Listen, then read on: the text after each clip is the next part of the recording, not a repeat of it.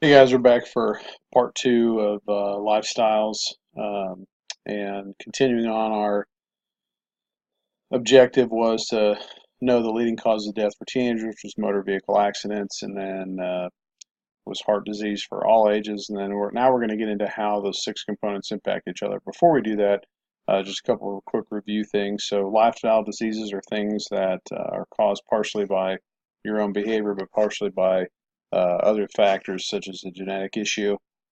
Risk factors are things that increase the likelihood of anything negative happening. And then controllable behaviors and uncontrollable factors. Obviously, one is a choice, the other is something that you can't do anything about. And the number one and two preventable causes of death are tobacco use and obesity. So as we continue on and get into our six components, so the question I would pose is: so to be disease free means you're healthy, correct? And the answer to that is no. That's not correct. There are six components that make up our health, the ones that are here. And what I will tell you is if you wanted to pause, you can go ahead and start making six different definitions because we'll add those in here specifically. So needing to know what those six are. Before we get to those, so optimal health means that you are completely healthy in all six components.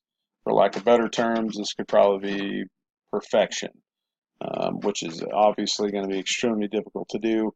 So wellness is striving for that. So we're not going to probably ever actually get to that point.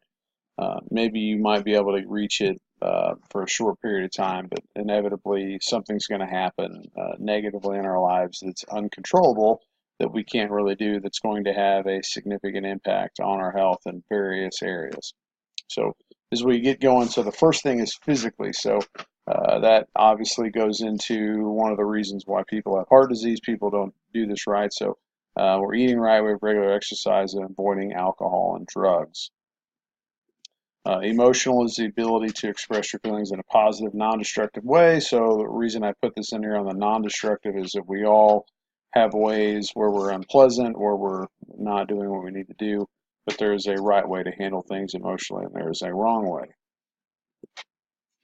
Socially, this is really just about relationships with people that you have. We've all probably encountered somebody who struggles with this, does not respond to people appropriately. And this is something that we have to continually be aware of and something that we want to strive for to be very healthy, have a very positive perception of from others.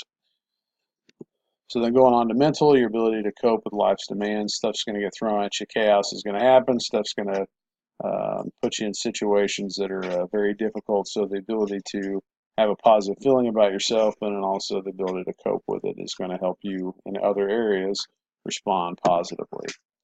Spiritually, so this can look like a religion or faith. It's morals, values, gives you a sense of purpose, things like that. And the last one is environmental. It's just how you treat your surroundings um, to positively impact other people. So there's going to be an activity on here that you're going to pull up in Classroom, and I'll open this up. So on this sheet, it actually has it kind of uh, segregated from one to the other. So you got physical, social, environmental, mental, emotional, spiritual, all these different boxes. But in each one of these, and it looks like it's the same, but it's not, you're going to actually type in how this particular area affects the label at the top. So um, socially, how could social health affect my physical health? So if, for example, if I have had some sort of argument with with my brother, okay? So what the reason that's important is because we've got some rift going on, and maybe normally we go out and shoot hoops or play football in the front yard. So now I don't really want to do that, and so that's having a negative impact on that. Okay. Environment. If I live, for example, in the city of Los Angeles, um, and the air quality is poor, which it is. It's one of the worst areas in the United States in terms of air quality. This could impact when I go outside, how often I go outside, what I want to do. You think about if we had a snowstorm, well, we can't do things like we want to, the temperature. So all that kind of stuff can have an impact there.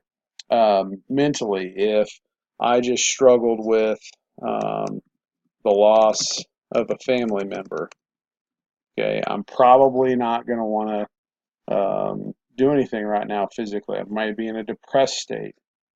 I may have be going through a lot of stress, and the reality is that physically that can have a beneficial impact on that.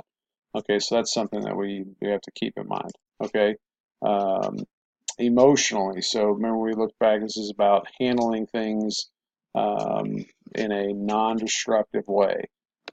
So maybe something where I got bad news and I punched a brick wall, okay, and I broke my hand, okay, that could potentially have a negative impact on maybe I'm in a sports team and now I can't help my team, and so then that affects me socially. So all sorts of different things there that can happen. So just because I didn't respond the right way, now it has an impact on other things that I want to do, okay.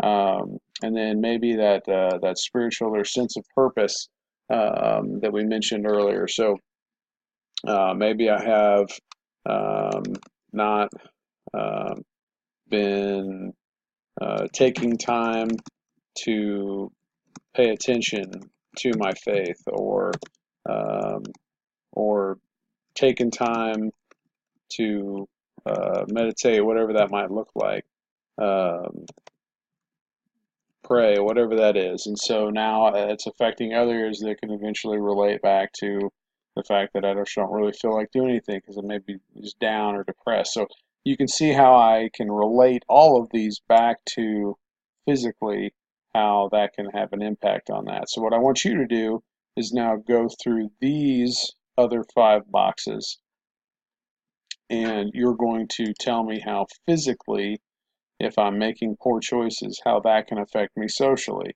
Environmentally, if I'm making poor choices, how can that affect me socially?